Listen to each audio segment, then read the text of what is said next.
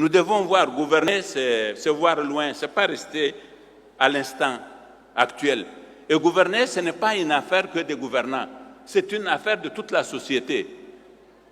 Est-ce que si nous laissons nos concitoyens se comporter comme ils le font, ça peut marcher? Moi, je trouve que ça ne peut pas marcher. Parce que, je veux vous dire, moi, je connais plusieurs, de très nombreuses personnes qui n'ont pas un revenu, qui n'ont pas de quoi vivre, qui vivent au jour le jour, mais qui ont plusieurs femmes.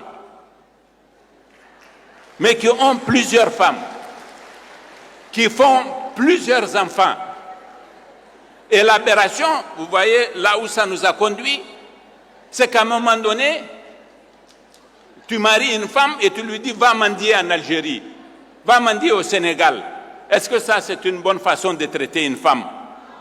Et faire des enfants que vous n'avez pas de possibilité d'éduquer.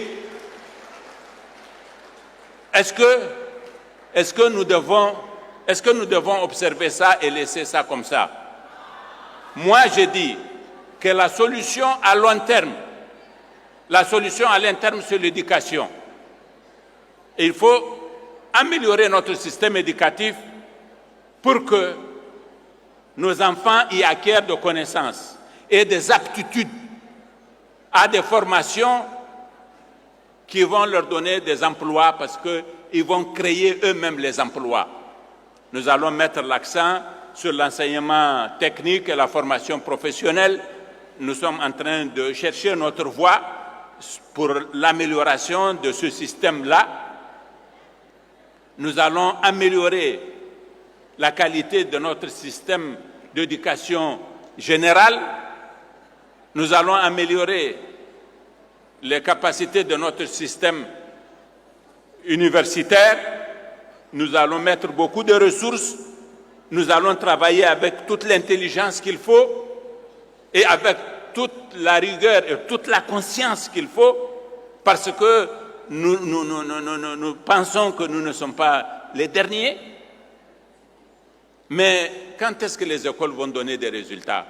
Ces réformes que nous allons faire, même quand elles sont bien inspirées, même quand elles sont intelligentes, même quand elles sont pertinentes, quand est-ce que nous disposerons de 40 000 ingénieurs, 30 000 ingénieurs, 50 000 ingénieurs, 100 000 ingénieurs, parce que d'ici 2050, nous serons le deuxième pays le plus peuplé de l'Afrique de l'Ouest. Nous serons avec le Nigeria. Nous n'atteindrons pas le Nigeria parce que nos frères du nord du Nigeria ont le même comportement que nous. C'est tout. Sinon, on aurait pu atteindre le Nigeria. Si vous comparez la population des États du sud du Nigeria, eux, leur population ne s'est pas accrue. Mais comparez le nord du Nigeria et le sud du Nigeria, vous avez le nord surpeuplé et pauvre, comme le Niger, pauvre, aussi pauvre que le Niger, et vous avez le sud qui est instruit, éduqué et riche. Et nous, notre trop-plein de gens non éduqués, dont nous ne savons quoi faire, ils ont tendance à aller dans les autres pays. Mais pour combien de temps? Il faut que nous ayons conscience de cela. Et c'est maintenant que nous devons envisager les remèdes. Et donc, par conséquent, nous devons, quand même, la société doit avoir des mécanismes pour empêcher les comportements nuisibles. Quand quelqu'un qui n'a rien, il vient vous voir, il vous dit, moi je veux me marier, donnez-moi de l'argent pour que je me marie. Et 9 mois plus tard, il vient vous voir, ah, vous savez, l'aide que vous m'avez donnée pour que je me marie, la femme là, elle a accouché, maintenant je veux que vous me donniez l'argent du mouton pour que j'en fasse le baptême. Est-ce que ça c'est sérieux? C'est pas sérieux, mesdames, n'est-ce pas? Comment on va lutter contre ça? Il faut que nous luttions contre ça. Moi, je ne dis pas que la polygamie est quelque chose de mauvais, à interdire, mais une certaine polygamie est une mauvaise chose. Et vous pensez qu'on ne doit pas en parler? Moi, ma responsabilité, c'est d'en parler. Et je prends le risque de le dire. Et je l'assume. Parce que ceux qui vont nous combattre, vous savez, Ceux qui nous combattent, ils disent que c'est notre religion qui l'a dit. C'est faux. C'est faux. C'est faux. C'est faux. En tout cas, si on se réfère au Coran, maintenant si on se réfère à autre chose, je n'en sais rien. Mais le Coran, il est très clair.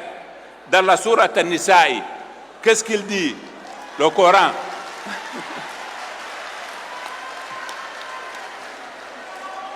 فَأَنْكِحُوا مَا طَابَ لَكُمْ مِنَ النِّسَاءِ مَثْنَى وَثُلَثَ وَرُبَعَ وَإِنْ خِفْتُمْ أَلَا تَعْدِلُوا فَوَاحِدَةً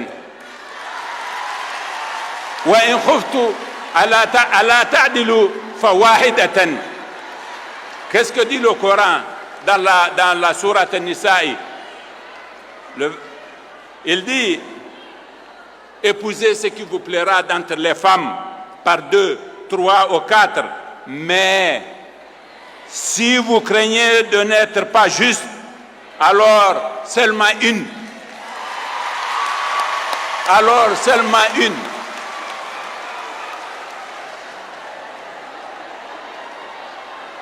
ذلك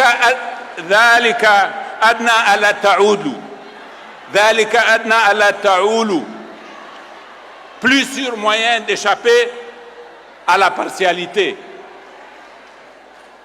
Vous faites une seule femme, c'est le plus sûr moyen d'échapper à la partialité. C'est le plus sûr moyen d'être impartial.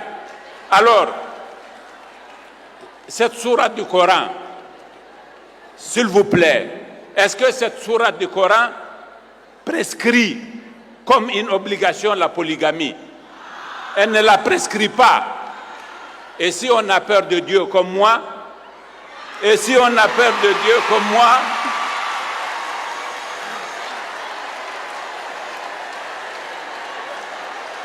et si on a peur de Dieu comme moi, elle la proscrit. Wa in khuftum alla ta'dulu wahidatan.